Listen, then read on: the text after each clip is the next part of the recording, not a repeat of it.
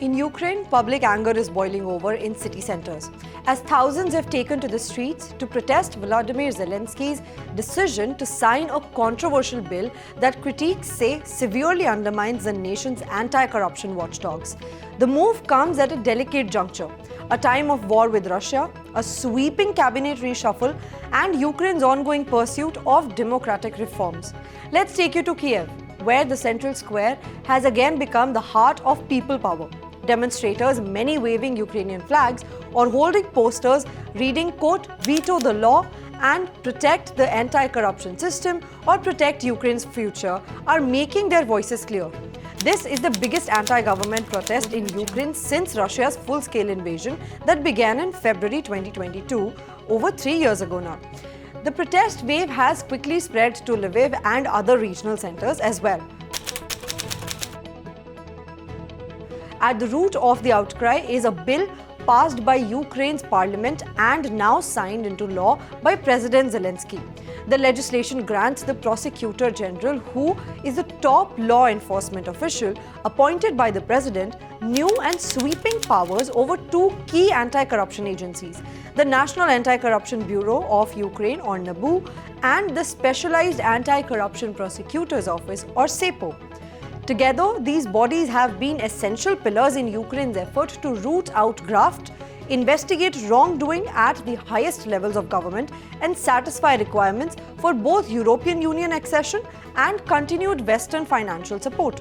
But critics, including the heads of NABU and SAPO, themselves warn that the new law virtually destroys the independence of these agencies. In a joint statement, they wrote, and I quote, "If the bill becomes law, the head of SEPO will become a nominal figure, and while NABU will lose its independence and turn into a subdivision of the Prosecutor General's office."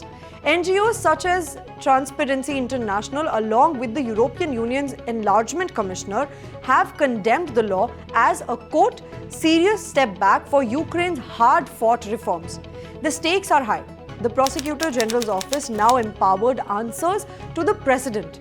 NABU and SEPO, previously insulated, could now face direct political interference in high-profile investigations. Critics warn this move jeopardizes critical Western aid and Ukraine's EU ambitions. Many on the street see this as more than just a legal technicality. Protesters say that this could dismantle a decade's worth of efforts by civil society. Veteran activists and wounded soldiers echoed similar sentiments, warning that the sacrifices being made on the battlefield are about more than territory. They are about safeguarding the values of transparency and rule of law that underpin Ukraine's European aspirations. There's a prevailing fear that this law represents a return to the dark days of political pressure on courts and prosecutors. This is a reference to the ousted Yanukovych regime of 2014.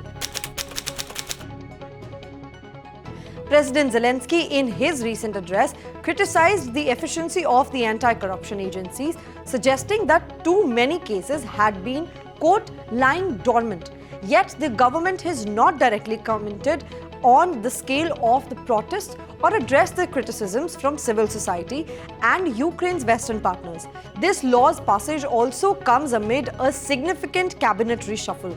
This is another sign, some analysts argue, of increasing centralization of power at the top. Despite the war, Ukraine's democracy remains resilient. Protest is still possible, and as history has shown, from the 2004 Orange Revolution to Maidan in 2014, mass mobilization has a unique power in Ukrainian society. While rallies since 2022 have mostly focused on prisoners of war or missing persons, this is a return to avert civic pressure on the political process itself. From a geopolitical angle, the developments raise tough questions at a time when Ukraine needs the West's material and moral backing more than ever. The US and EU have tied billions in aid and broader EU accession process to reforms that guarantee an independent anti-corruption apparatus. Steps that are seen as rolling back these achievements risk not just international goodwill, but also the very unity and resolve that have defined Ukraine's wartime identity. Yet, it's important to recognize the context of war. Democracy in Ukraine is still alive.